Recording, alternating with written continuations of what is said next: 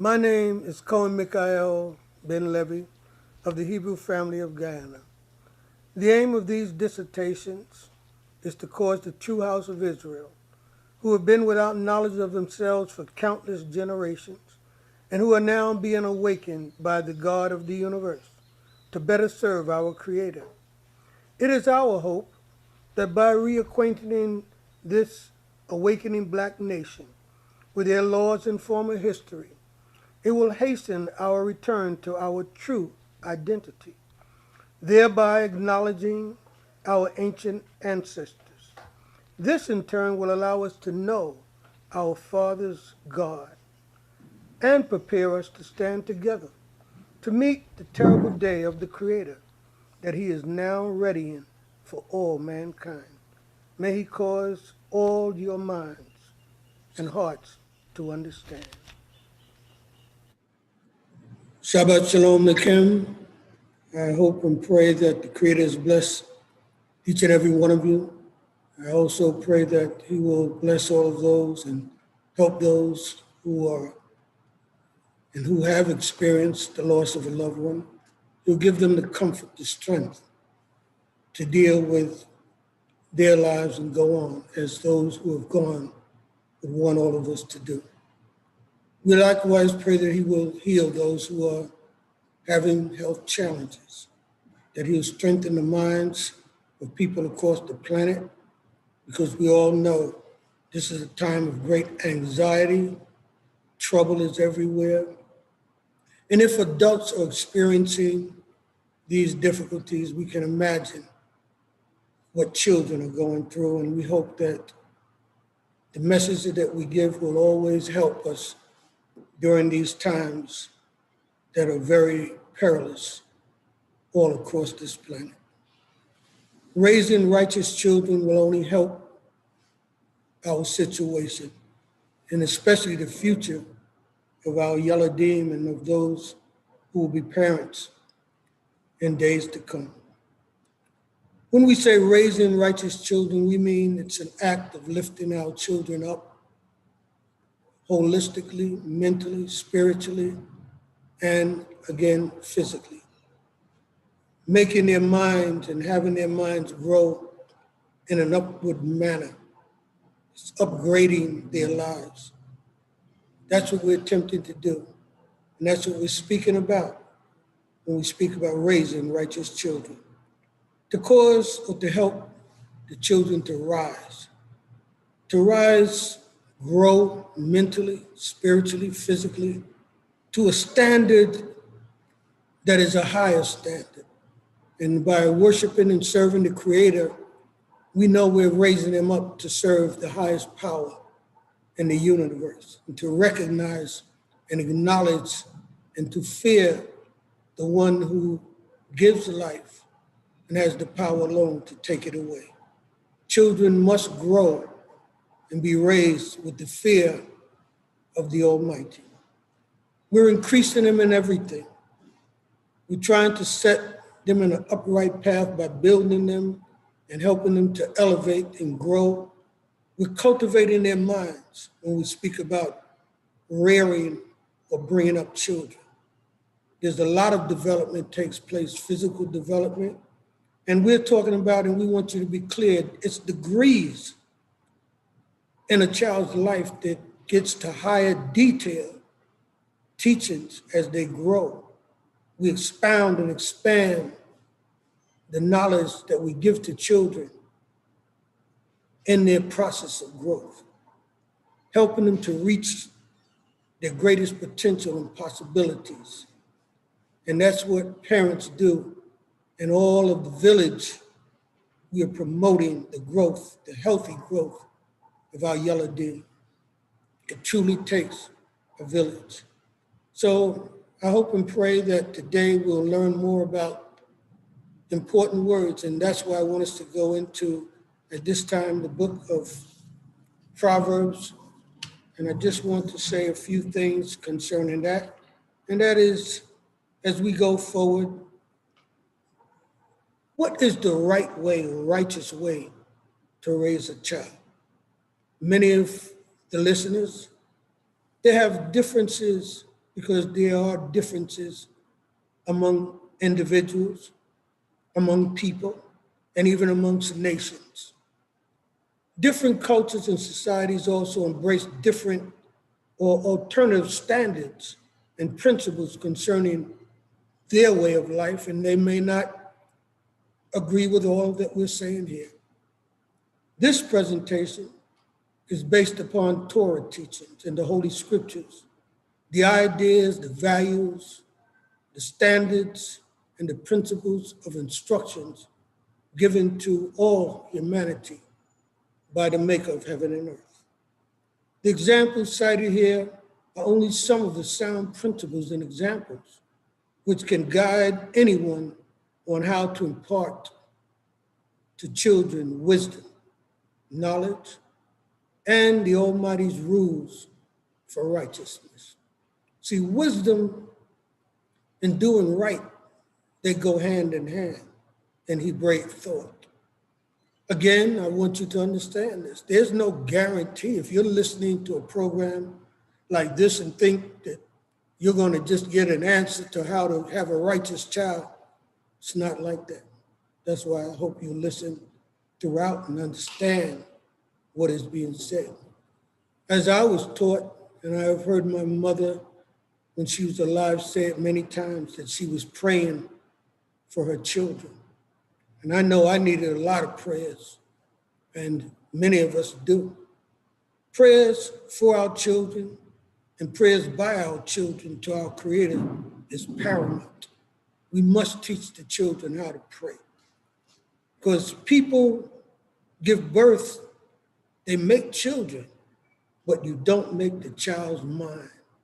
Children eventually start to think independently. So that's why you have to pray that Yah will guide them, because they can change. Anyone can change. We may teach them. However, ultimately, we all know this, that one's portion in life is determined by the Most High's judgment, not by your father and mother. Your father and mother, we always want you to be the greatest and have the best, but that judgment does not come from us. That's why children have to grow up realizing, as we adults have come to the conclusion, that you reap what you sow on this earth. The Creator gives every person according to their doings. And that's why we have to guide the children in a direction that will bring them blessings and bring them happiness and peace on this earth. I would like to take this time to thank everyone who listens and views our programs. It is also very gratifying to hear your positive comments. And I do take the time to read them. I can't always respond, working on the next program and the various things that I'm trying to accomplish doesn't allow me to always answer immediately. But I do read them and I do appreciate them. This is a service to humanity. Yes, we are speaking to my people in particular, because all of these things come out of your heritage, your culture, your history. The Bible is your culture, your history, your way of life. And the values that are in there, no one will reject them. We have to embrace them because it's a part of a covenant, an agreement that our ancestors made with the Creator, that we would obey His laws, statutes, and commandments, His Torah, and He would be our help. He would be our power. And so I hope that all of you want values that are established and have been established in the Torah, values of integrity, honesty. You want to be an honest person. You want your children to be honest, children and adults. You want our daughters to grow up with virtue and justice from the highest eternal power. That's why we're doing these things. It's our best chance of having a good life, is growing up to be righteous individuals. The intelligent one of the universe will be a blessing to us all if we will only just hearken to His words. In the book of Proverbs, the first chapter was where we start, and I would like to say the following, that in Hebrew thought, dedication to the Creator's will is our first education. Math is important, science and History is important, but knowing what's right is more important than all of those things. You can be poor and be righteous, and you can have a great life. If you're a righteous person, a long life, a healthy life. It's not about money. If you had a choice between your health and money, most of us are intelligent enough to know we take that good health. So I'm saying, if you could be at peace and not have a lot of money, wouldn't you take that peace for the money that you can't even take with you when you leave here? So discipline is where we're going to start. It's in the book of Proverbs, the first chapter and the first verse. We find these words. The Proverbs of Solomon, the son of David, king of Israel. To know wisdom and instruction, to comprehend the words of understanding, to receive the discipline of wisdom, justice, and right, and equity, to give prudence to the simple, to the young man knowledge and discretion, that the wise man may hear and increase in learning. In other words, it's about increasing the child's knowledge as they grow, that they understand these words that we have before us in this portion. A child must grow up knowing justice, what's just and right and what is fair. A child has to grow up having discipline, order in his or her life in order to be a righteous person. Because when you have disorder, you can be a rambunctious person that's wild and unruly in your lifestyle. And this is what the Torah teaches you, the opposite of that, how to be disciplined, to be fair in dealing with people when we speak of equity, and to be wise and have discretion, to have the ability to be cautious. Children have to be taught to be prudent. In other words, it's the opposite of being a wild person, an unruly person, lacking order. When your child lacks order, and if a child grows up and doesn't have simple things like how to get up in the morning and wash and say a prayer, and how to order their lives and everything that they do in terms of schoolwork and doing their homework on time, discipline is a wisdom that puts a path before us to be a good and to end up being a righteous person.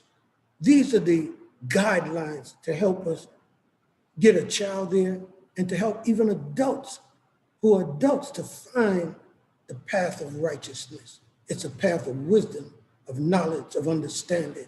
By prudence to the simple, to the person that doesn't have, maybe they're foolish and they're not wise.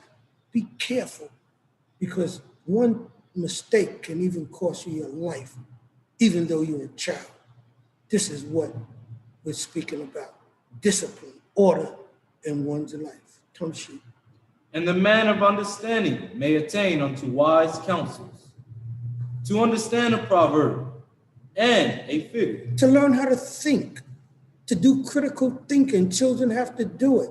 When elderly people used to speak to people and children, and sometimes speaking to other adults, they would say things and the children would not know what they're saying.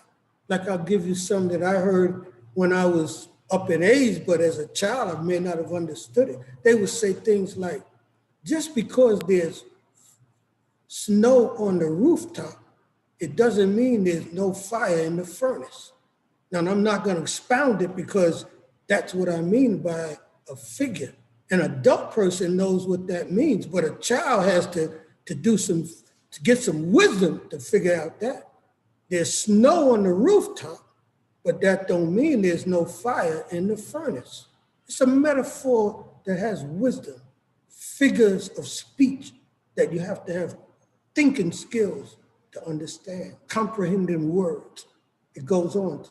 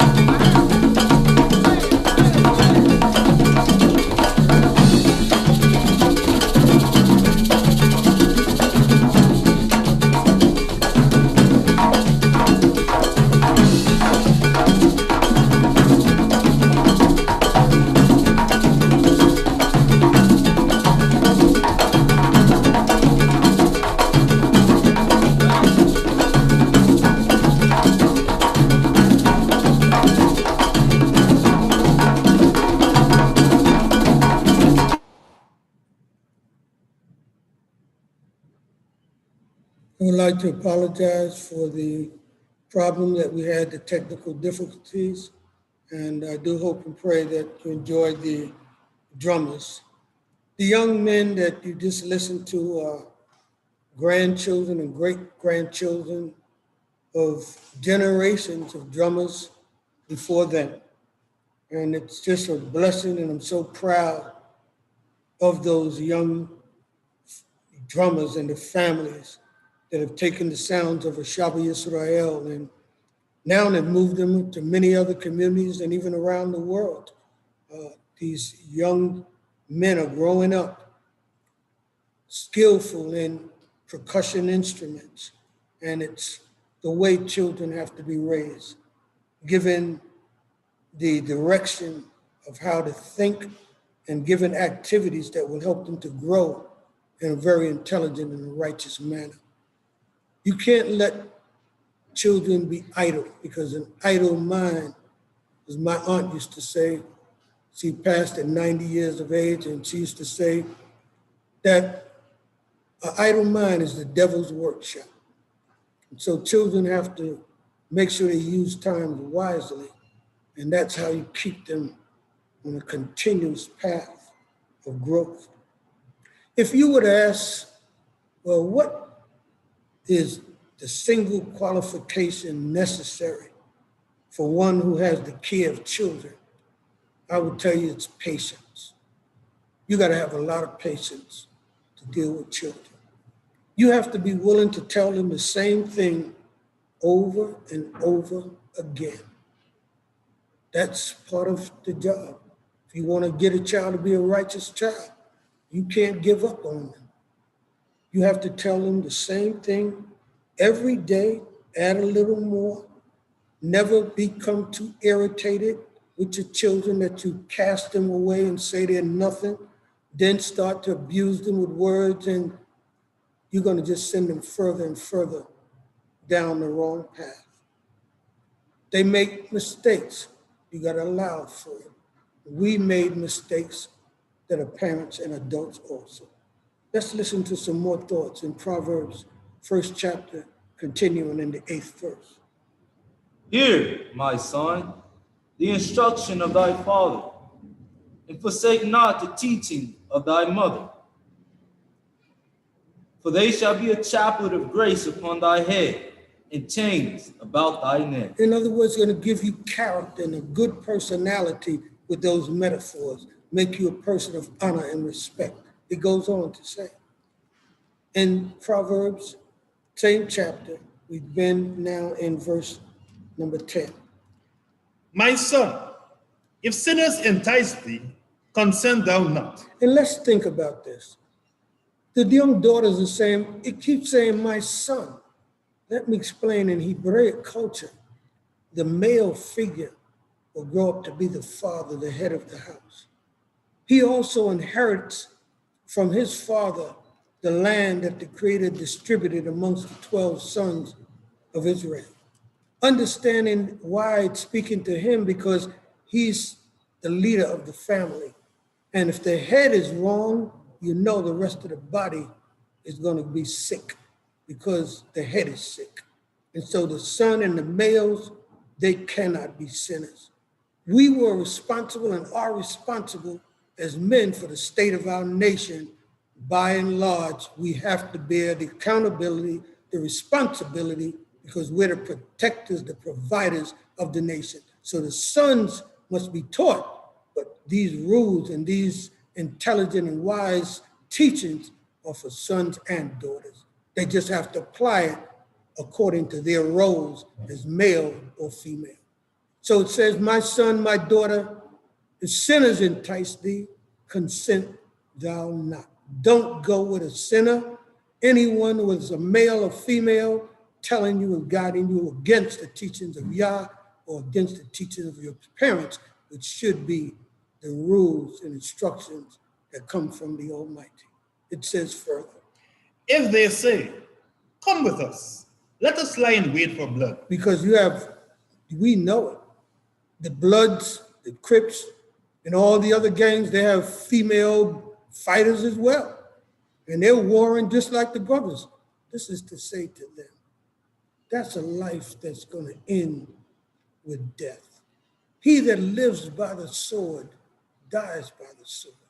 You want a peaceful life for your children because whenever you're in violence, you put your own self in jeopardy, and that's why you want to be in a peaceful environment to live longer, to be safe longer, and to be a person that pleases the Most High. See, when you shed man's blood, you better be waiting because that's where that fear comes in. Sooner or later, it's going to find its way to your gate, to your house, maybe even to one of your loved ones. Look at how many people have killed others. Don't you know that some of those drive-by shootings, they're just killing anyone in the family. They don't care if it's the person that they were looking for, but the wise person thinks about that and they don't choose that path because the parent is constantly speaking about those things that will lead to life and warning them and making them aware of the things in the path that leads to death. You have to talk to your children. Communication is so important when you're raising children. Effective, positive communication. Tamshi. Let us lurk for the innocent without cause. Let's pick on innocent people, people weaker than we are.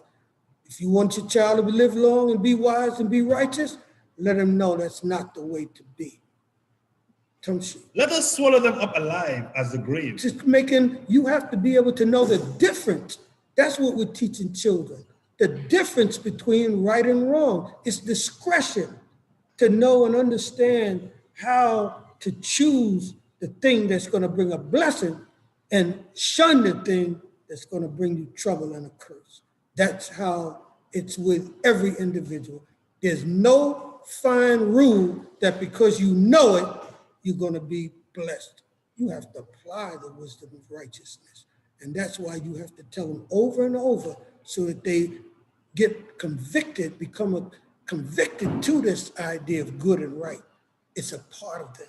And that, again, that's why they say, teach a child, raise them up when they're young, and then when they're old, they won't depart from it. It's just like a tree that can bend when it's young. When they get too old, they're not going to take it, and you can't discipline. Discipline also means punishing, because you're going to see that's part of a child. Sometimes you have to chastise children. And the Proverbs give us that wisdom as well. It goes on and it says, And whole as those that go down into the pit. We shall find all precious substance. We shall fill our houses with spoil. That's talking about greed.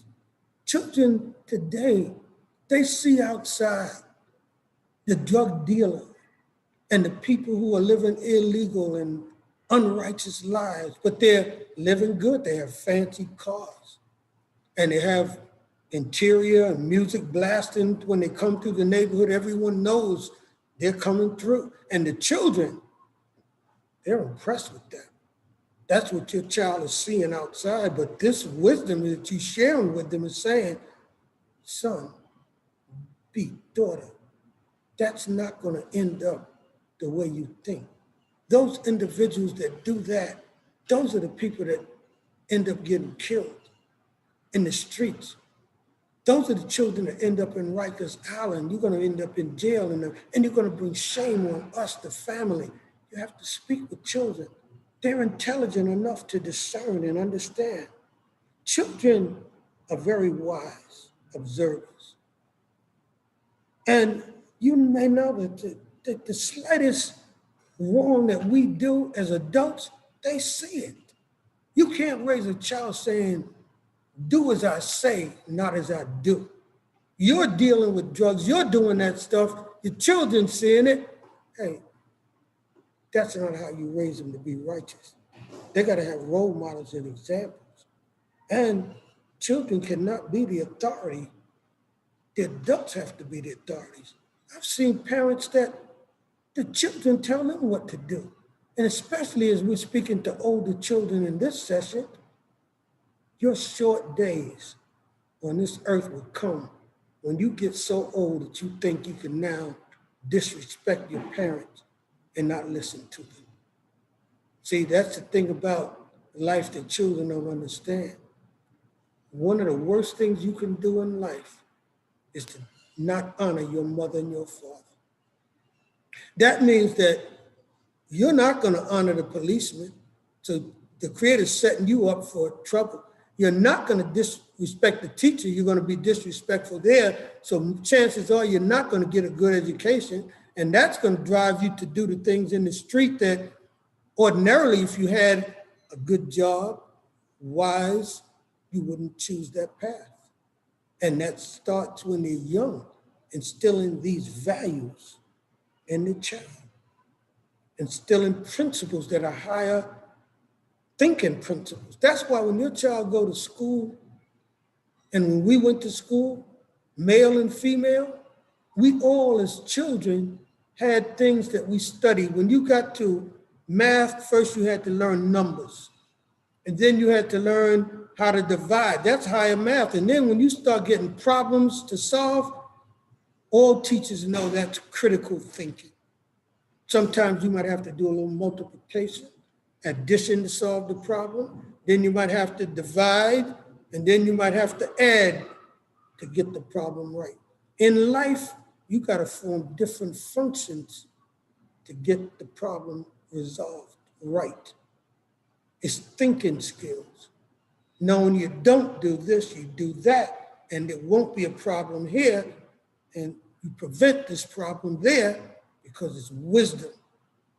And the sooner you get it, the better, more peaceful, less chances of having bad things happen to you. It goes on to say in Proverbs 1, discipline. Cast in thy lot among us. Let us all have one purse. That's the peer pressure. That's all that is. That's what the Bible is telling you. Don't yield to peer pressure. Come see. My son, walk not thou in the way with them. Restrain thy foot from their path. Don't go with people that's leading you astray, leading you where you're going to get into trouble. What I'm saying, you've heard it from your parents before. It takes a village. I'm just adding to the things that you hear at home, the things that you're telling your child. That's why we have a community. They're supposed to hear the right thing everywhere they go, and it's reinforced. That's why that village is so important in raising the child to be a righteous boy or girl. Boys will be boys, but boys become men. Girls will be girls, but guess what? They're going to become mothers and women and wives one day. And we have to raise them with that understanding. Come see. For their feet run to evil, and they make haste to shed blood. For in vain the net is spread in the eyes of any bird, and these lie in wait for their own blood. They lurk for their own lives. The proverb is telling you, just like you lay a plot and you lay a trap and you put something, food in there for the bird to come down to get it, a net can be spread for human beings the same way, and your life gets taken because you get snared in that trap because you didn't have the wisdom to avoid it. Wisdom helps you avoid problems. Prevention is better than the cure. There are many people, Yellow Dean, and parents, we know this. They're in jail thinking about what their parents told them in a lesson like this right now. And they're saying, I wish I had listened to my grandmother. Because sometimes mother and father's not there. That's why I hope the audience knows that there are different ethnic groups listening to the program. There are different levels of understanding listening to a program. And so what you might know, someone else needs the message. They didn't have that. They needed reinforced maybe because someone was telling them, but now hearing it again makes them say, hey, my mother just told me the same thing. And maybe if they hear that in school or hear it from someone on the street, a friend, it'll help them to avoid the problem. You got to tell them, and they got to hear it over and over from everywhere, again and again. Don't think that greed is always going to be a game. If you try to get money in an unrighteous way, it's not going to last. You're going to pay it in the court to the lawyer. You're going to pay it in the hospital to the doctor. So the money that you get unrighteously, it doesn't do you any good because you're going to end up, because there's a power. See, it's like you fooled him and you made the Most High fool because you did wrong and got away with it. He's not going to let you do that. Sooner or later, you're going to pay it and you're going to have to face the judgment for the wrong that you did. So if you grow up knowing that, it's a deterrent. It deters you. The fear of Yah is the beginning of wisdom. It'll help you to make better and wiser choices. Let's listen to these proverbs. Wisdom for righteousness. So are the ways of everyone that is greedy of gain. It taketh away the life of the owners thereof. It's true. I've seen it. I've seen people lose their lives because they was greedy for money. Just don't make sense. The money's not worth it if you're going to lose your life. Think about it. That's what wisdom is. It says. Proverbs 23:13. Withhold not correction from the child, for though thou beat him with the rod, he will not die. Oh, yes, that's right. That child will not die from a beating, but you have to know how to do it appropriately. You can't over punish a child. You can't even work a child. Some people, they think the children are like their employers, their employees. They're like there to work. So you sit down and you order, okay, clean that over there. And what the child's wise enough to figure it out. You sitting down got me doing all the work. That's unrighteous. Children have the ability to discern. You don't give them enough credit for thinking. They know when we're wrong.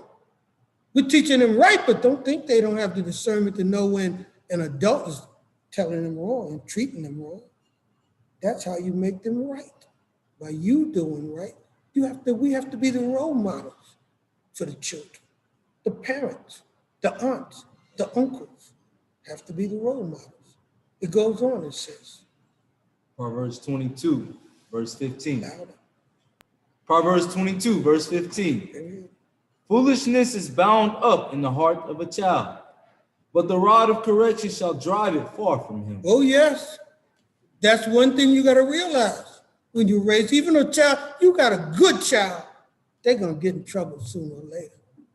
Children, they're mischievous. They're inquisitive. They're geniuses. Geniuses are people who also are inquisitive. A child is like a baby genius, investigating and trying to figure out stuff. You can't beat them for all of those things. You have to speak to them and teach them and help them and guide them, because that's the way it is. Yes, more wisdom for raising children. It's the Hebraic thoughts from Yah.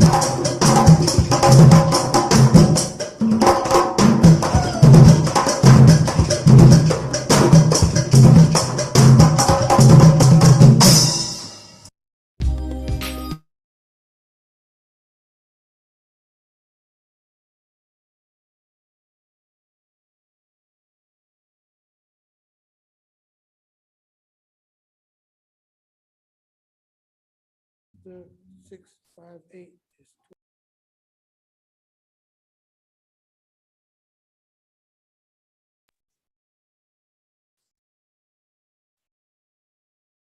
Proverbs after 6.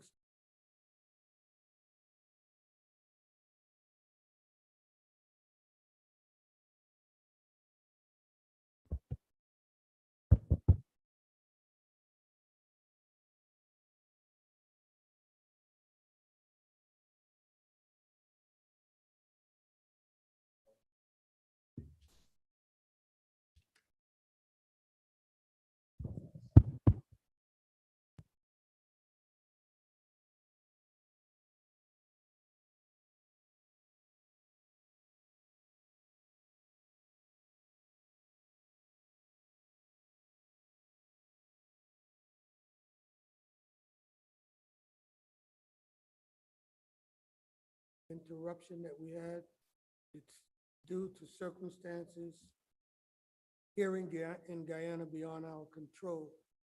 Again, I thank the technicians who were working very hard to restore our service and program. And again, thank you for understanding. We want to pick up our thought in the 29th chapter of Proverbs in the 15th verse, and it says the following. The rod and reproof give wisdom, but a child left to himself causeth shame to his mother. Yes, because supervision is extremely important in raising children. They have to have supervision constantly. They cannot be left. And we know that it's not only for their safety, but to be monitored. Children have to be monitored and watched in order to keep them on the path of righteousness. It goes on to say in Deuteronomy, the 6th chapter, even strengthening this point, verses 5 and 8. In the Torah, this is the law. Thou shalt love the Lord thy God with all thy heart, and with all thy soul, and with all thy might. These words which I command thee this day shall be upon thy heart, and thou shalt teach them diligently unto thy children, and shalt talk with them when thou sittest in thy house, when thou walkest by the way, when thou liest down, when thou risest up. And it's also speaking about the continuous way of speaking to a person. In other words, to children, that you have to constantly speak to children and raise them up. When they're hearing the words of wisdom constantly and being guided in the direction of doing the things that are right. And it's only through monitoring that you can do it. And as you say, the Torah says that when you rise up, when you're walking down the road, you can always teach and speak to your children. In the automobile, letting them know constantly that you're training them, you're teaching them. You never stop when you have children. It's a constant job. They'll call it a professional job. In fact, raising children is a profession, if you really understand it. It says, And thou shalt bind them for a sign upon thy hand, and they shall be for frontlets between thine eyes. let's read on.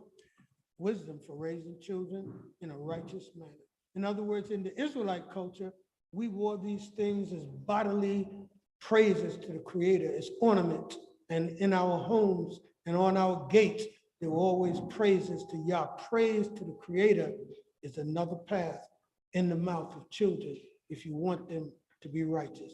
Teach them to praise and how to honor the Creator with praise, giving thanks appropriately. Exodus 22, 4 and 5. If a man cause a field or vineyard to be eaten, and shall let his beast loose, and feed in another man's field, of the best of his own field, and of the best of his own vineyard, shall he make restitution. In Israelite culture, children live in an atmosphere such as this. That's why all of our listeners, especially those who are Israelites, would realize in the South is really the type of lifestyle that we had in our own land in Africa and Israel. We were an agrarian, we still are an agrarian people. And in this ideal principle, a child would have grown up knowing that sometimes you have to have fires to burn bush or burn weeds or burn things that have accumulated and they're not a part of the crops, and you just have to burn it in the field. And so children were taught and would recognize that whenever their parents started a fire, they had to watch it, or the child was left to watch the fire to make sure that it did not spread into someone else's field, because it would cost the owner who started the fire would have to make restitution, would have to make some type of repayment for the damage they did to their neighbor, their brothers, their sisters' field. And so children have to grow up knowing values like this. And read it again so we can understand it.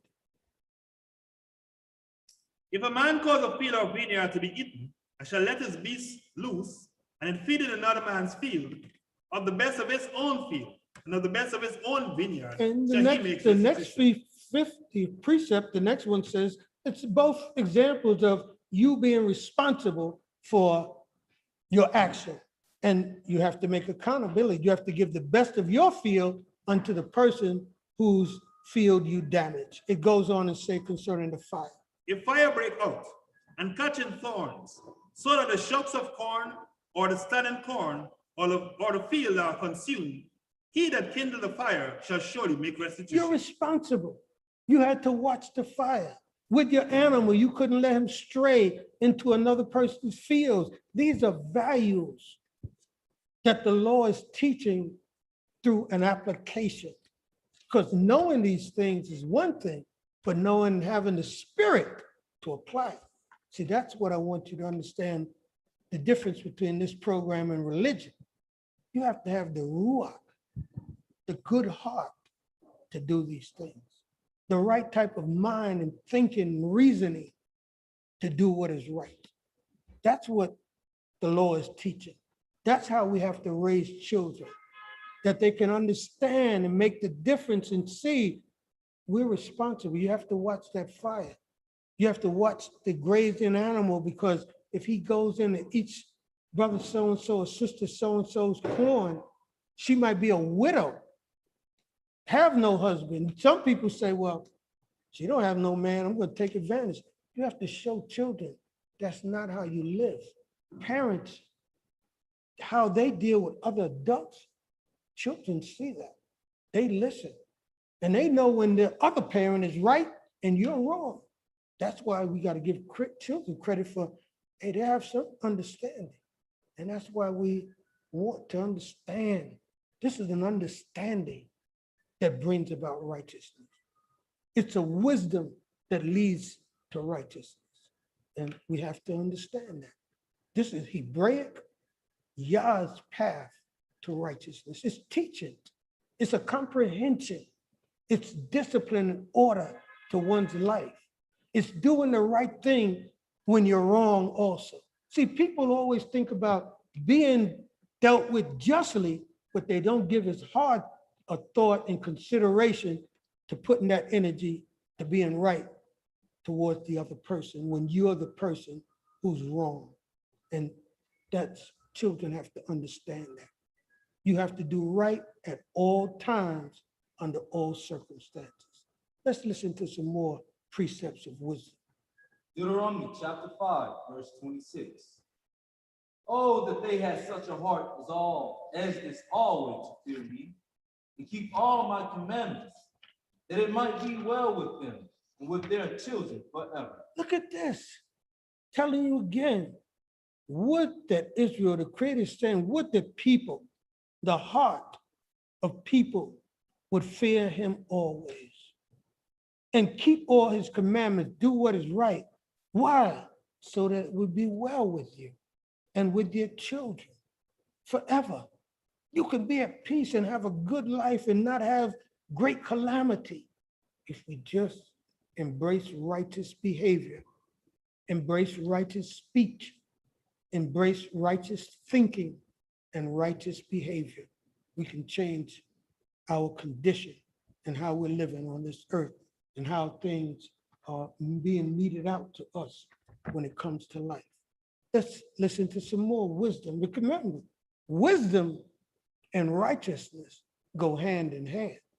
If you want to be a right person, you got to have the wisdom and be wise enough to know what's the right thing to say, the right thing to do, the right way to feel. Because sometimes the feelings that a person have and what they know is right, they can clash. That's why it's a battle. That's why controlling your mind, your spirit, is so important for even adults to do. Children can't learn it if you can't do it. You get angry and you go off. No. Anger rests in the bosom of any fool, whether it's an old fool or a young fool. And the teachings of the Torah and the teachings of the Creator gives us the balance. It's a balance that you have in life. And that's what wisdom of Yah's word gives to all of us. It's a wisdom. It says, Deuteronomy 5:29. He shall observe to do therefore as Jehovah your God had commanded you.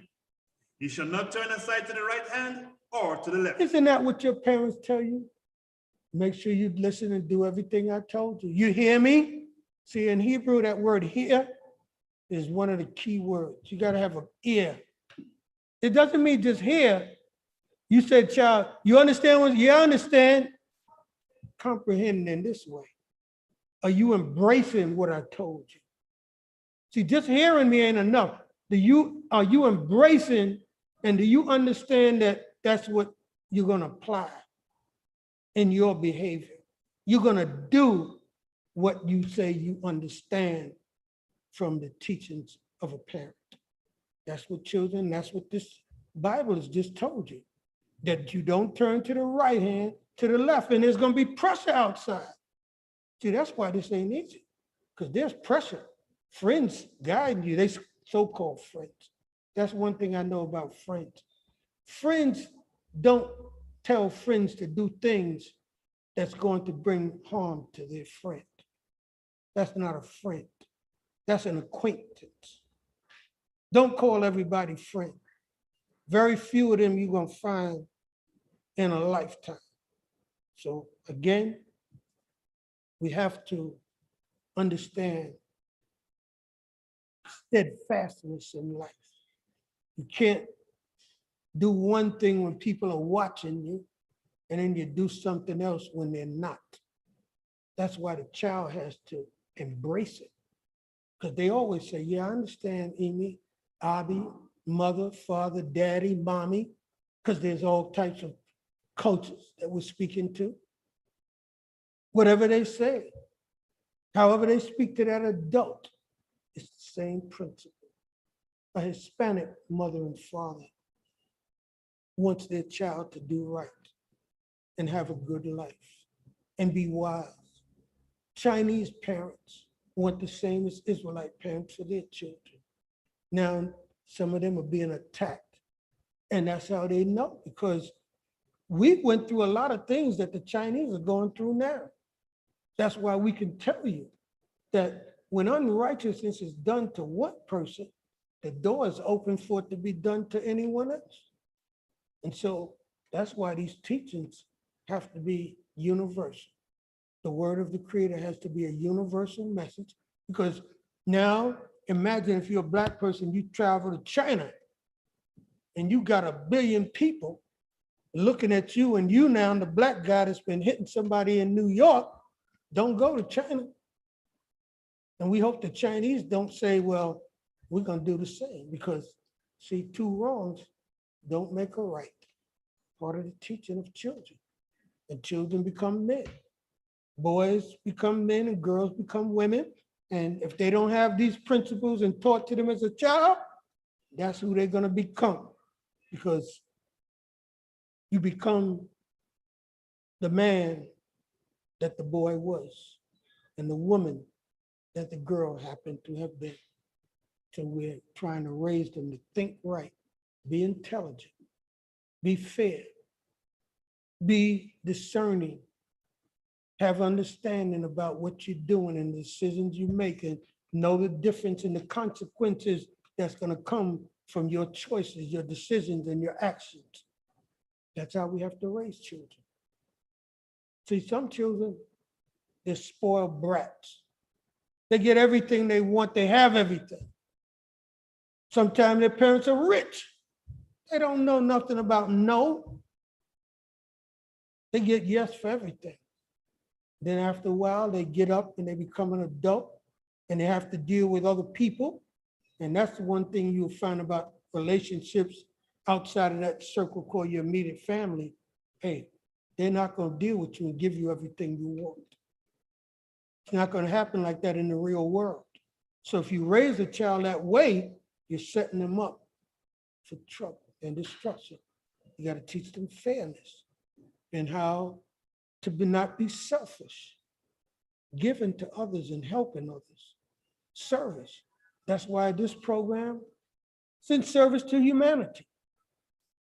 It's just something that you're trying to do it for goodness sake. You're just trying to help someone.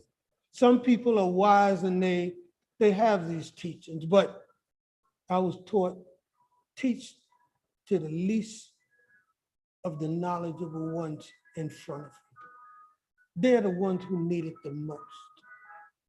Those who know, you be the example so that when they see you, they'll know that what I and parents and others, teachers have told them, they can see an example of it.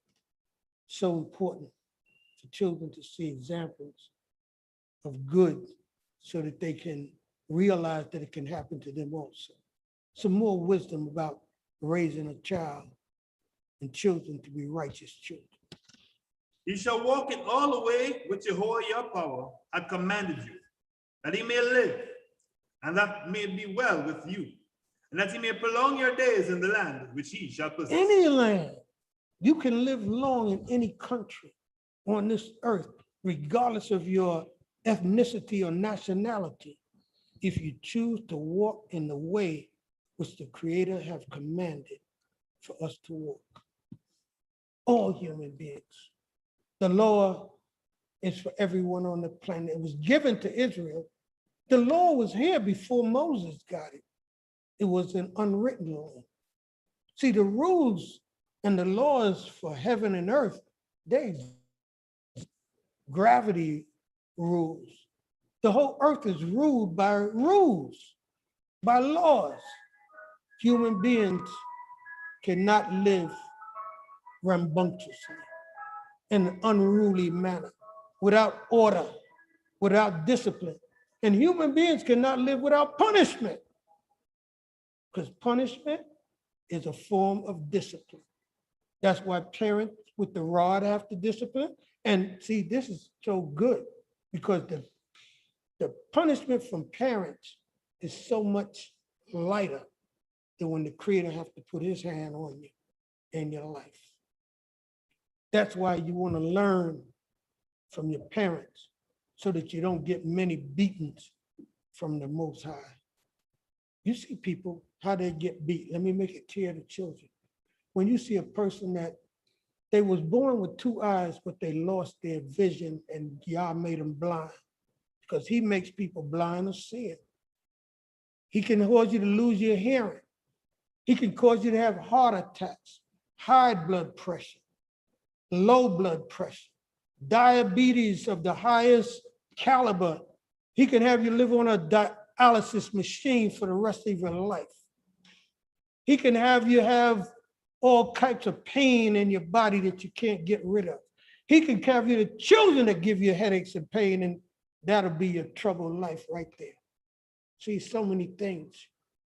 There's millions of ways the Creator can hurt us, destroy us. And he can keep you alive going through all of that pain and suffering because you didn't get it when he spoke nice. You didn't hear when your parents spoke to you. So now you got to listen to the warden in the jail saying, look, brother, when you get out this time, you got a few more days left. Don't come back here again. See, that's what happens to a lot of people in jail. You don't know that, but I do. I've never been to jail except for visiting people, and that's what they tell them. And when you get in jail, because I visited Sing Sing, Rikers Island, seeing friends and other people, because I used to go play basketball in there, I'll tell you, we never won. They have so much time to boil. They are so fast, it's unbelievable. When you go to prison and play them prison, because they be playing in the morning, the night. You can't beat them guys. And so I just want to get to my point. When you're leaving, that's when they get sad, because they know, I wish I was leaving. And the ones who are going to be leaving soon, they're being told, and they're being told because when they get back to the neighborhood, the first thing they say, I ain't going to jail no more. Some of them don't, but the majority of them, my friends, they're dead. It was like a cycle. They just kept going in and out of jail, in and out of drugs, in and out of jail, in and out of drugs. That's why I'm talking to you. They didn't live to see some of them 30. I got friends that died before they was in their 20s, and I know them by name. I know my friends that died when they got 50s and 60s. They were people that I grew up with. I loved them. We loved each other. They just had a different portion. Because the Creator, He's the one that chooses you. That's why you can't boast about nothing, because you do not know what tomorrow's going to bring. That's why you don't start bragging about nothing, because it could be good today, be bad tomorrow, it could be bad today, and you have the best life you ever had starting tomorrow. It's all in Yah's hand. That's why you want to fear Him. Have the best relationship that you can have with your parent. That's why in the kingdom we say Yah first. In Yah's kingdom, every Israelite should know Yah's first. He come before mother, father, everybody. You don't even have a mother and a father if it don't be for Yah. And when He takes them, He's your heavenly Father. He don't never leave you, because He's eternal. It's an understanding of life. I'm so thankful that I met Cohane Levi in Israel after having my father and mother raise me, because they didn't know the Lord. They gave me principles: don't steal, don't lie, do the right thing when you go in the street, don't get into mischief, don't follow people to do the wrong thing like you've heard. But when I found the law, the Torah, I was about 19 or 20 years of age. It taught me how to be a man, how to be a father, how to raise children, teach them these things, because this is how I taught my children, and how my children are teaching their grandchildren, and how my great-grandchildren learning this now. Because we have families all over this world that is generations, like them drummers that you've been watching. Many of those drummers, their grandfather was drumming, their fathers drummed, and now they're drumming, and they got their children teaching them to drum, and teaching them the Torah at the same time, and teaching them Hebrew, and teaching them all the other things, the virtue, the integrity, the honesty that makes for a righteous upbringing. We're rearing children by the Bible. We were Negroes. I want you to understand, this is not like your church program. Many of the people that say they're Israelites, we were raised by parents that have no knowledge of what we know today. And because of some place that Yah led us to, DCB, Shema, Beni Adat, Shema Yisrael, Beit Shalom, Kol Shearit, Beit Kepsiba in Philadelphia, all the other ones. I can't remember everybody, but everybody that had a house that they went to that taught them the Torah. And now you had an opportunity to give it to your children. It made your life better if you applied it.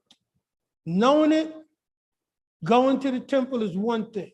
Hearing the Torah teaches another. But applying it is the way that everyone has to know. That's the key. Application of the law is what it's all about. You have to get the discipline, the strength of mind and spirit to do these things. That's where the real inner spiritual fight comes within an individual, especially when the Creator sends you test after test. That woman that's not your wife, that strange woman that when you was 20, you could resist it, but now you're having a problem in your life and you're a little weak in your mind.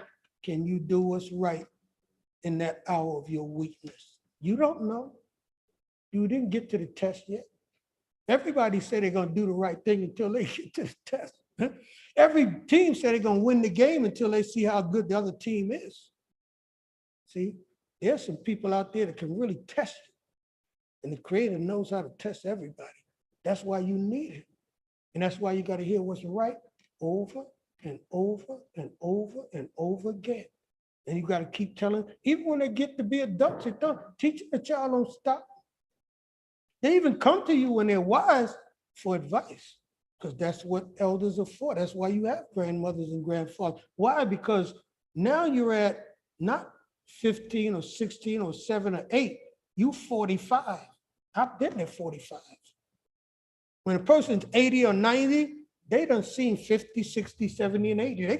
They can tell you what you're gonna go through with all of them, because that's what happens. As you get older, there's different tests that come, different situations, different changes that you're making and going through, and you gotta still be steadfast. Ain't no foolproof plan to raising a child righteously. You better hope and pray they get it. That's the best thing you have going for you. Merciful Yah, that he'll be merciful to all of us, to your children too. Okay, that's why I love mercy. That's right. This makes me think of, go to Micah 6:8. If I'm right, something should be there right now, because as I told you, see, that's why reading the Bible and staying in touch with the word of Yah, so you don't have to go and say, well, where's that found? Micah, the 6th chapter, verse 8 says something. If it don't say it, then that means I missed my precept. But in verse 8, it says what? It have been told thee, O man, yes, what is good. What is good? And now, in other words, the question is, what is good and right to teach a child? And how do we raise a child to be right? He says, it have been told thee, O man, even children, even girls, even boys, what is good. Here it is.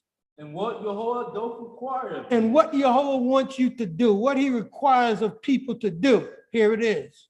Only to do justly. Only to do justly. To be justly means zadik. In Hebrew, it means righteous. Do righteous things. Do things that are right. Because when you do right, you're doing what's fair and what's just. He said that's one. Only to be a righteous and a just person, and to love mercy. And to love mercy towards, forgive other people, because that's part of life. You got to learn to teach children to not only accept someone else's forgiveness, you got to give forgiveness too. You got to be able to be merciful to others. Well, you're an unrighteous person. That's why on Yom Kippur, the Day of Atonement in our culture, you have to go before the Creator and ask for forgiveness for your sins. And you have to ask for forgiveness for your brothers and your sisters, for your people, and even for everyone. And you got to hope and pray what? That those you have wronged, you forgive them, and that they will forgive you as well. That's what life is all about. It says to do justly. And what else does it tell you? And to walk humbly with thy God. And to be a humble person. Now that word, I love that word. Ani, ani. With an iron noon and a yo. It's like having, no matter how much you have, be poor in spirit. Be low in mind and humble. In other words, it's like yielding on the road when people got to pass. You're kind enough to let them go by. Even though you have the right of way, you'll stop and yield for somebody else to come in. It's a humility. It's a road courtesy. In life, you got to have that understanding, apply it in all the many situations that can and will arise. And you have to rear a child, bring them up, teaching them the different scenarios. When it comes on the TV program, there's a lesson in a program that you watch. And you can be any program you watch, they got lessons. Reading a story, what's the moral lesson in the story? You got to go over moral teachings with your children so that they can understand it. When something happens in the neighborhood, explain to them why it turned out that way and why that person ended up getting in trouble. Sometimes they see it too. And they can tell you, I just saw him hit this girl around the corner, and now he's getting beat down. Hey, that's how life is. You learn from the world around you, but you got to be listening, focused, and receiving the knowledge, because there's lessons silent lessons in people's body language. Hey, I watch your body language and I can see, hey, don't do that. It'll be known by everybody. Things like that. You got to be focused in life. You got to know what's important and what's not. Priorities. It says further, wisdom for raising children and for being what you want them to be, because that's part of it. You can't say, do as I do as I say, and you're not showing them by example. Proverbs 2, verse 10. For wisdom shall enter into thy heart, and knowledge shall be pleasant unto thy soul. Discretion shall watch over thee, discernment shall guard thee. That's what he's saying, that when you think, they guard you. Wisdom is a defense. You heard what I said? Solomon said it in Ecclesiastes. Wisdom is a defense. It can prevent you from having calamities and troubles. Yellow Dean, that's what the wisdom of all this is about. You don't ever have to be in jail if you just get this wisdom. You don't ever have to have a drug problem if you have discipline and know how to balance and know what to do and what not to do. You don't have to be an alcoholic. It can be avoided with just having a certain knowledge to do things moderately. You never go too far and extreme in things. Hey, nothing wrong with drinking. That's what people lie and they say no. No, you got to have discipline. Not as a child, you shouldn't. There's a time and a place for everything. See, that's wisdom too. You can't be active and try to be mother and father and you 10, 11 years old and you're going to play house. See, because that's what happens. I was a child, we used to play house. And some of the children played house and they actually act just like the mother and father. Did everything their mother and father. If you were small, you had to know, okay, you can give the food out, but you can't do everything they're doing. But some children didn't learn that. Even when they got 13 and 14, they were active. Cohabitating, looking for a mate before the time. Got problems that come with that. Teenage pregnancy, oh, there's many problems. Your education is going to get cut short. That means that your child's going to get cut short because had you had a good job with a good, and your husband have a good job too, oh, that baby's going to come up at least having all the things they need. Glasses, health, teeth, going to the dentist because they got the money to do it. And if you have a lot of children, economy, that's part of life too.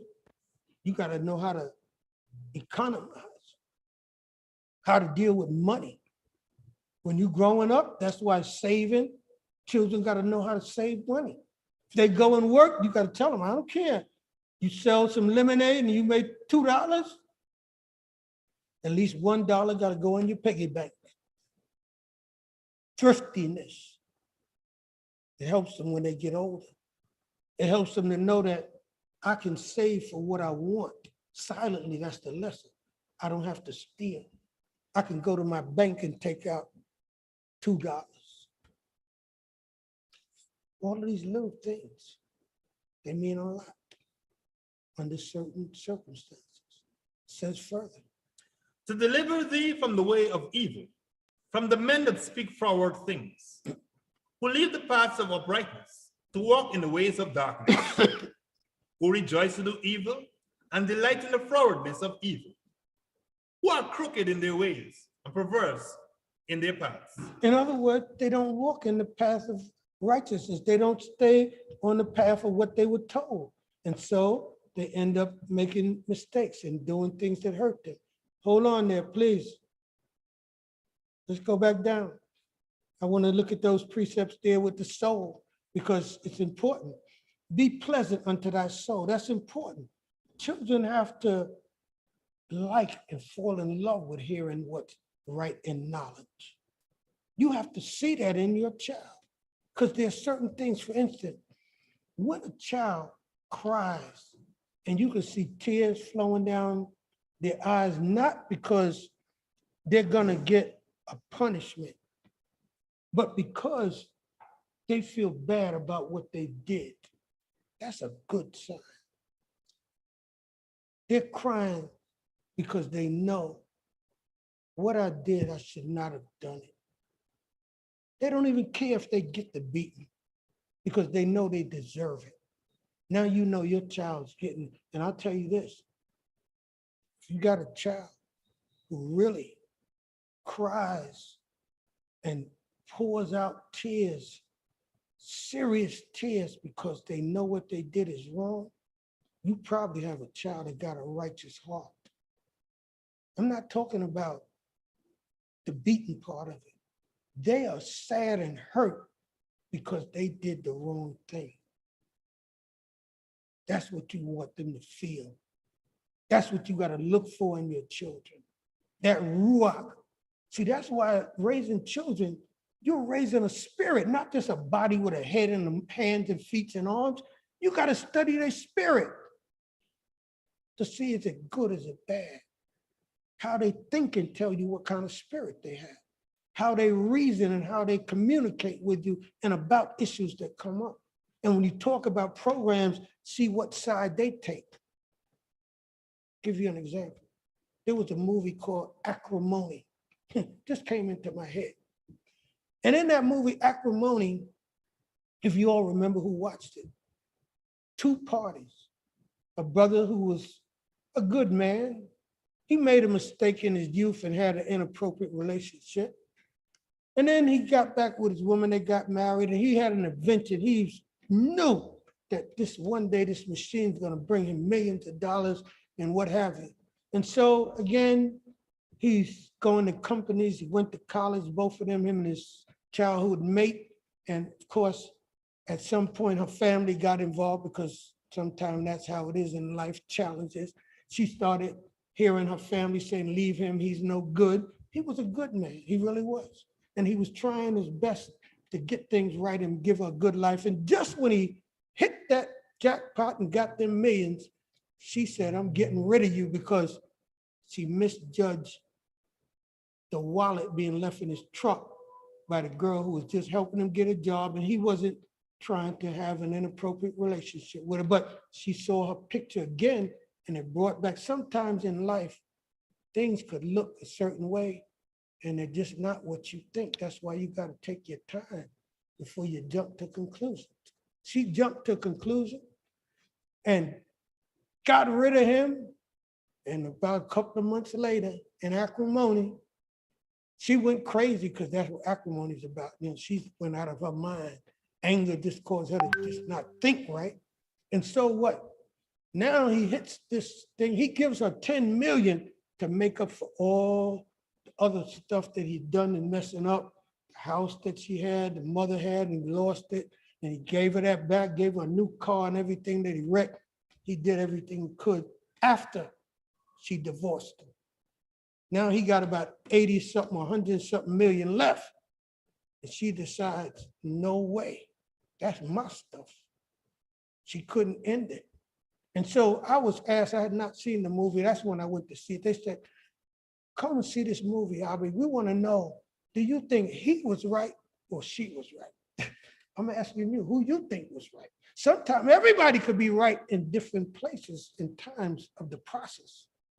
But who ends up being right in the long run, the end of the matter? And how does y'all judge it? By everybody's input. Because you're going to get an output. You know the computer, y'all are computer literate. That's why I'm speaking your language. You do the input, and there's going to be an output too. In your marriage life, in your little courtship, and I'll talk about courtship because I want you to know. If you smart young ladies, you'll listen to adults that tell you, reserve your virginity for the man that you're going to spend your life with. Don't let people use you and deal with your body like it's a toy. Why do I call it a toy? Because the boys say they're players and they're playing you. So your body to them is a toy. You're not a toy. Don't let people use you. And all the mothers and people that know the village, tell them daughters the same thing. You know them boys is telling them, they're putting stuff in their head to turn them away from righteous teachings. And the boys got to be told, leave them daughters alone. We got to raise sons up that they're got to be taught to be celibate until they get married. Why should we teach the daughters to be virgins, but the boys are not? They're going to be going, hey, you spoiling them daughters. You making harlot out of the daughters of Israel. That's all you're doing, and that's against the law. You're going to pay for that. Watch how your family turn out, because that's what happens. See, in your youth, you do things, you pay for them later in your life. That's what I'm trying to teach you, like parents are talking to you. Well, I'm telling you the right things. See, I know people out there might disagree. You can disagree all you want. You can have a different view, because my program is not for you to agree with everything. Hey, all I know is I didn't tell you anything wrong. You accept whatever you want. You can reject everything. My job as a Cohane, tell them whether they hear or whether they forbid, whether they listen or whether they throw it into the river. Doesn't matter to me. I don't get punished for what you do. My punishment comes with what I do. My wisdom saves me. It don't save you. I'm just trying to share some with you so they'll help you, because I love people and I know it's the right thing to do. And guess what? I can tell you this. Helping anyone brings me blessings. See, I'm selfish. I'll try to help as many. My father told me, he said, don't let no one be nicer to you than you could be to them. That's why I always try to nice you so I'll get the blessing. I'm telling you to do the same thing. So now we have a whole lot of people trying to outdo niceness. Man, what kind of world would that be where everybody's trying to outdo the next person and doing good and right and nice? No, think about it. I do all the time. That's why I'm doing what I'm doing. I'm a teaching priest. I've never stopped doing this. I don't ever plan to stop doing it. I'm teaching somewhere every day. This ain't all I do. No, I counsel people, husbands and wives all over the world. Because they need help. And sometimes they need spiritual help, which they can't get from some of those doctors called psychiatrists and psychologists. No, they don't do what I'm doing. My thing is totally different. It got a spirit that go with it, and it got Yah's blessings and directions combined with trying to teach you his word and his law. Okay, I'm trying to help people, help this planet. That's our purpose on the planet. This is my purpose, fulfilling my role. I had to find my role. See, that's what children have to do. You're raising them and giving them the tools to find out what their purpose is on this planet. That's what they have to do. I found mine.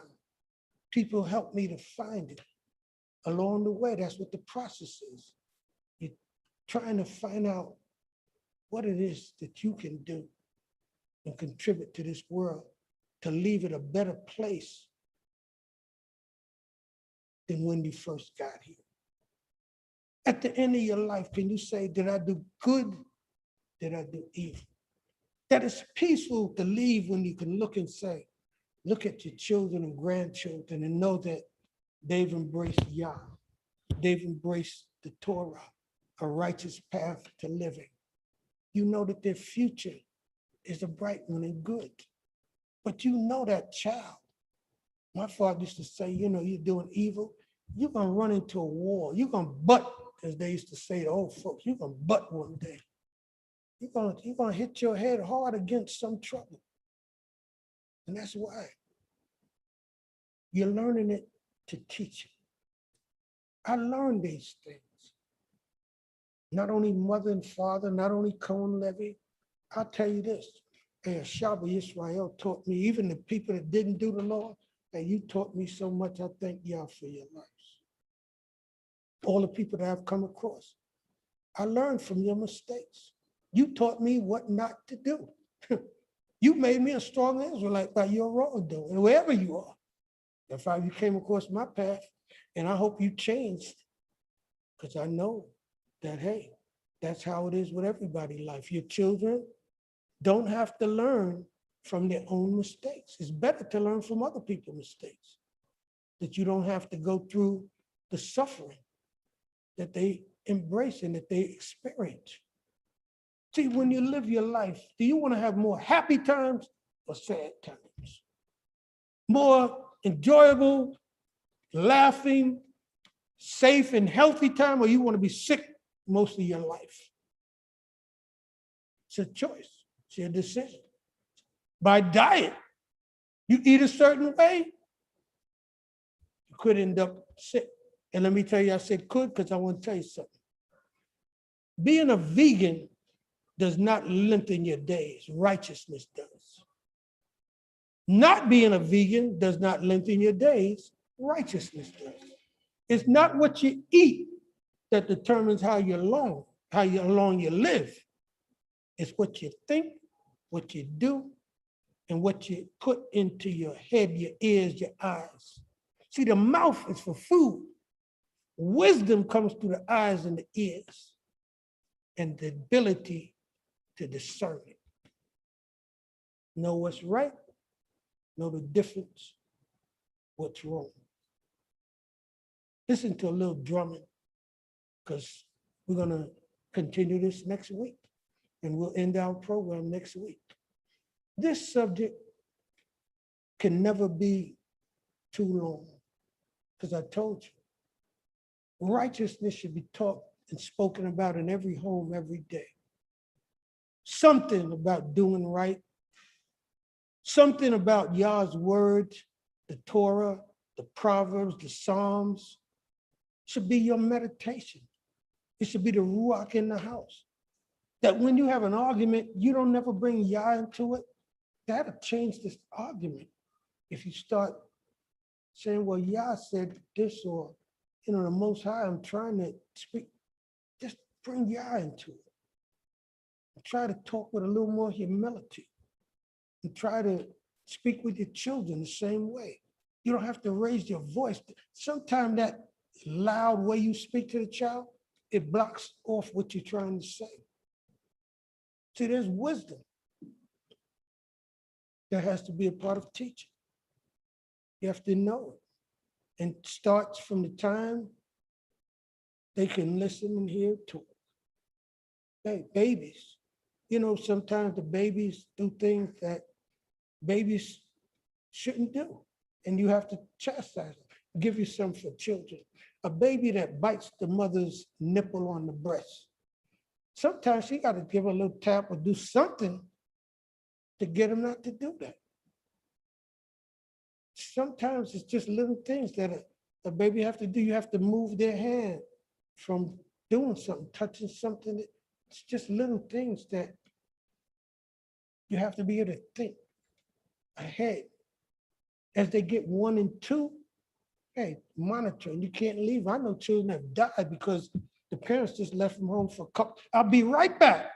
That's all it took, was being right back to kill your child. Because you didn't know that little 2-year-old could get into stuff that you never figured that they would ever do. Or somebody come and they open up the door. You come home, nobody's there. Hey, you got to think ahead. You got to think ahead for children, because they can't think for themselves. You got to do all that for them if you want them to be safe, to grow up, because the dead praise not Yehovah, and they know any that go down in the silence. You got to keep your child alive to teach him anything. So that's why protection. Some people just say, I'm protecting from cars and all that. You got to protect them from everything. Let's listen to our drummers as we prepare to close out our program. We ready?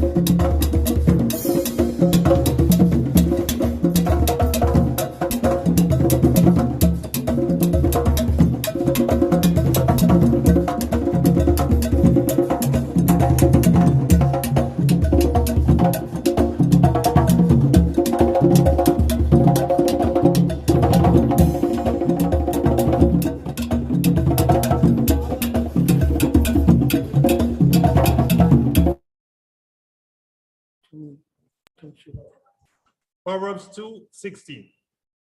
To deliver thee from the strange woman, even from the alien woman that maketh smooth her words. Yes, relationships, wisdom is the key to not getting into inappropriate relationships and relationships that might cost you your life. Adultery is a thing that can get you involved with a person who is in a relationship with another person, and that usually leads to violence, to anger, and to a lot of other things that are not good. This is the warning, the admonition against it.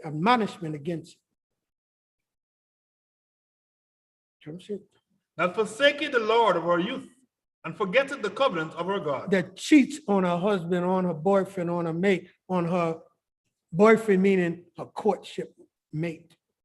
For her house sinketh down unto death, and her paths unto the shade. Anytime you have inappropriate relationships, it's saying it can lead to violence, and that's what it means. An angry man over his woman is not something you want to do.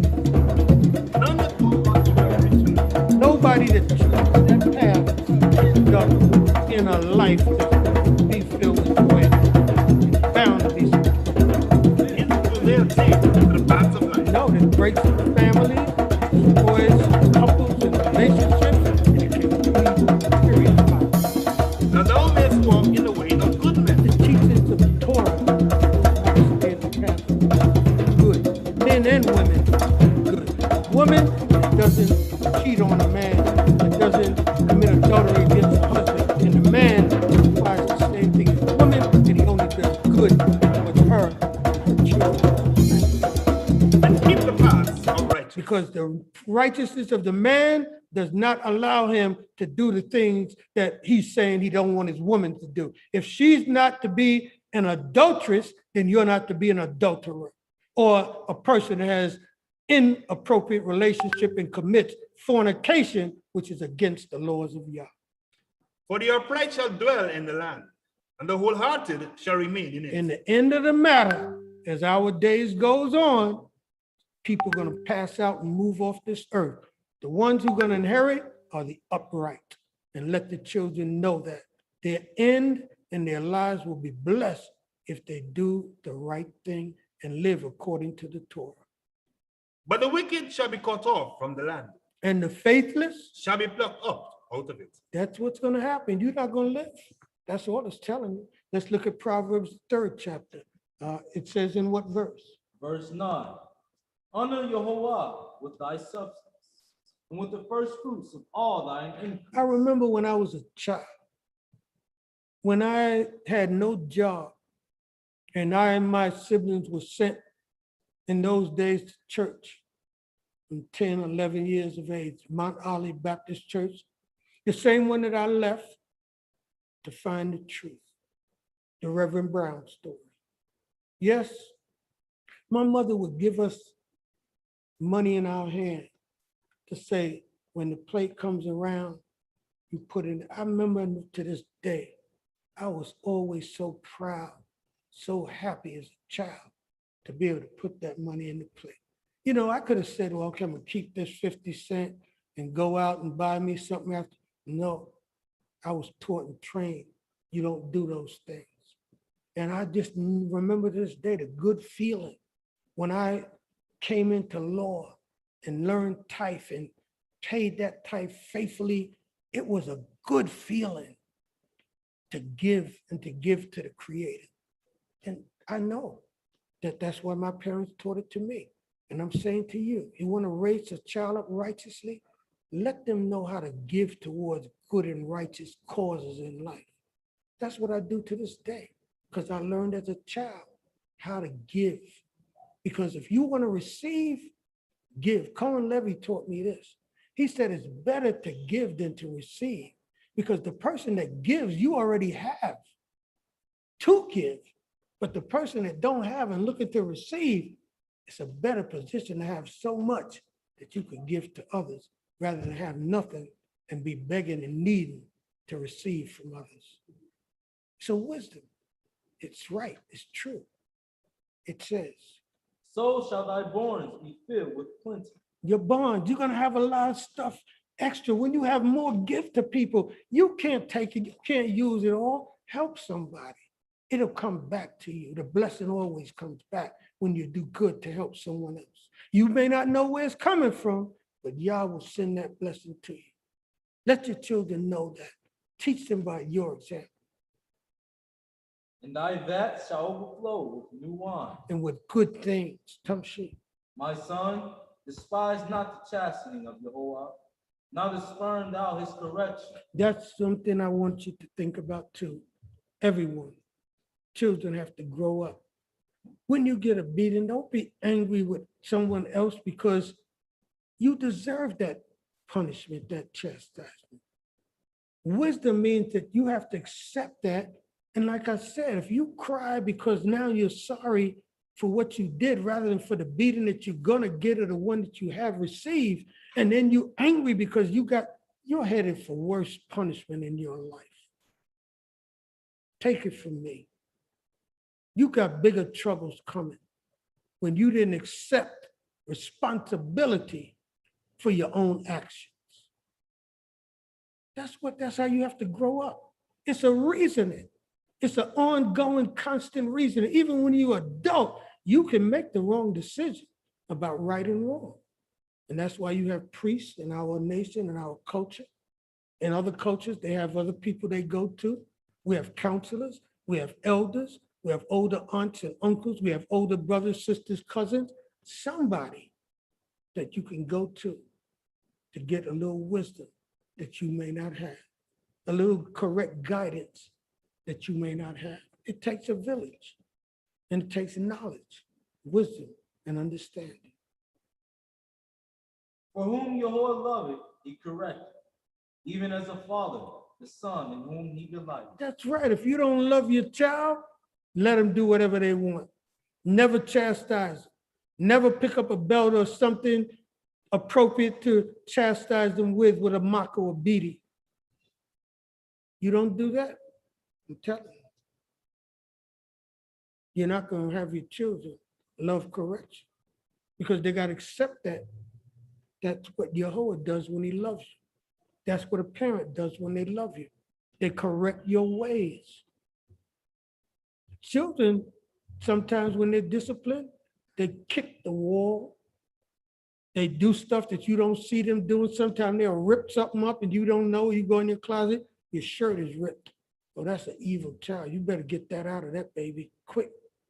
You're gonna have some serious problems when they get older. They can't take a beating every time they get, and they're wrong, and they just get angry and do more evil. Oh, you better pray for that spirit. They're headed down a path that's going to cost you trouble. See, that's why some of the wisdom is raising children, that you got to take the time to teach them when they're young, or you're going to spend time suffering for it later. See, you can spend the time and gain it this way.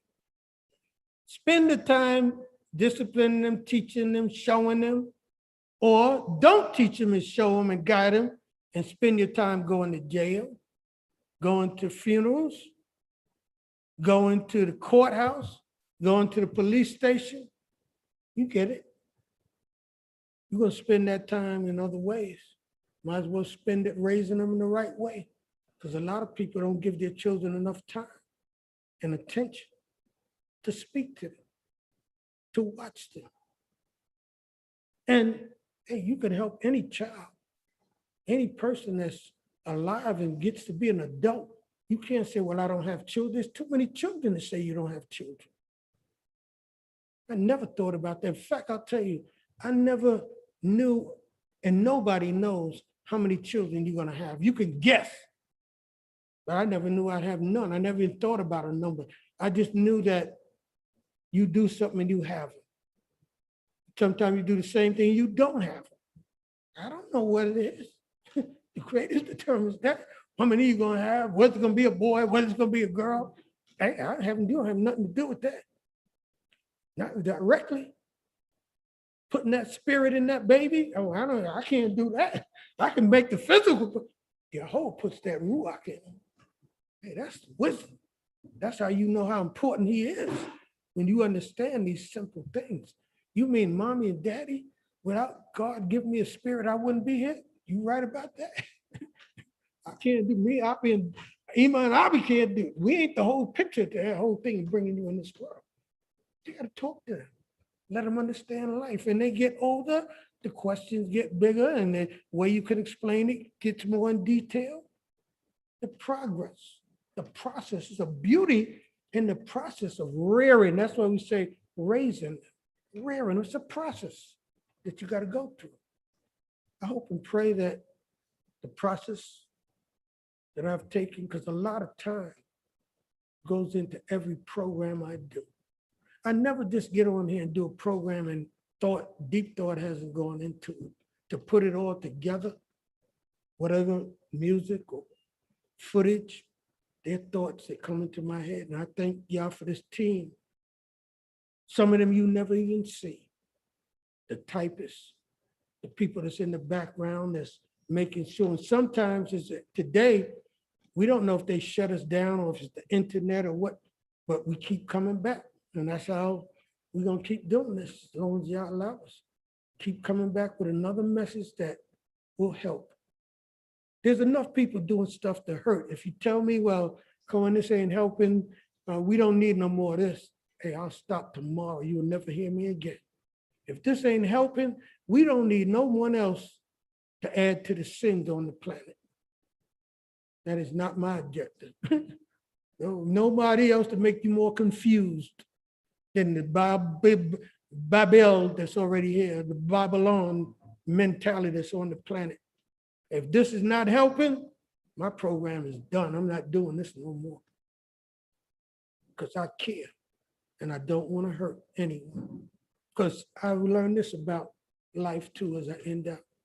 My mother said, I'm going to always treat other people's children good so that when I'm not around, people treat my children good.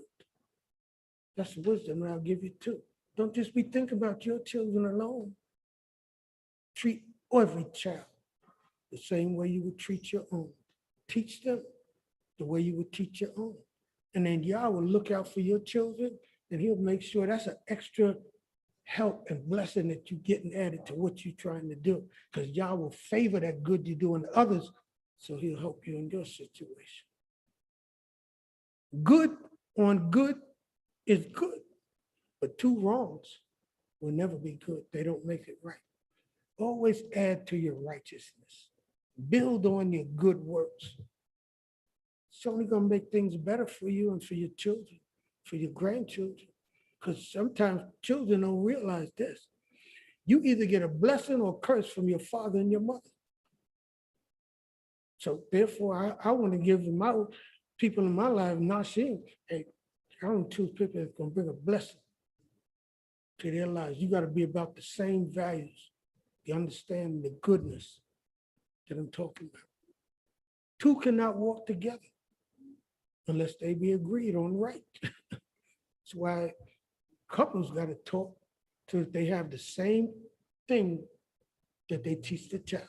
It can't be the father saying one thing, the mother saying the opposite. Oh no, you're gonna definitely have some children that gonna be confused and they're gonna have to make choices whose side they're. Oh, that's a messed up situation. It's a dysfunctional family that you're talking about. We're talking about order, law and order in the home, law and order in the individual, discipline, law and order in a society called the nation of Israel, the communities of Israel, the congregations, the camps. That's what Israel is made of. Communities, some call them camps, which are communities, because in the Torah, we have a place called Makanai, where Yah's camp and Yaakov's camp met. So when we use certain phrases in our culture, it's because of our history.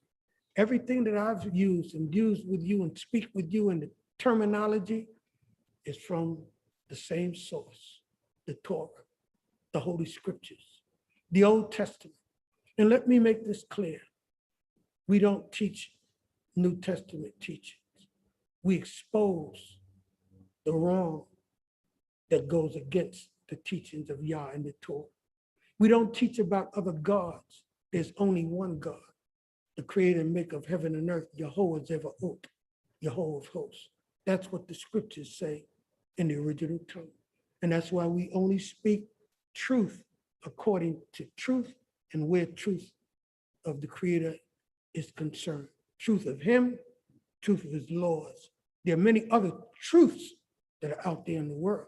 This particular truth of who God is and what he requires of us has one source. It's the Torah, the Old Testament. Genesis, Exodus, Leviticus, Numbers, and Deuteronomy, called the Torah. This is what I'm speaking about. The Proverbs are just wise sayings that link you back to Torah. They go back to every law, everything that's in those Proverbs. We've traced it back and we'll continue to show you. It's just the wisdom of the Torah spoken by Solomon in the Proverbs. As we close out our day, I would like to say, before you, I cannot bless you. Only Yah can. And only you can bring this blessing upon you by living a righteous life. He knows who to bless and he knows who to curse. His diku hatadik, wahirashu harasha. Justify the righteous and he will condemn the wicked. Yivareka Yehovah, or Yishmareka. Yair Yehovah Panayo Aleka Wikuneka. Yisa Yehovah Panayo Aleka, Wayasim Laka Shalom. Yehovah bless thee and keep thee. Yehovah cause his face to shine upon thee and be gracious unto thee. Yehovah lift up his countenance upon thee and give thee peace. And so shall the Levites put my name upon the children of Israel, and I will bless them. Hallelujah.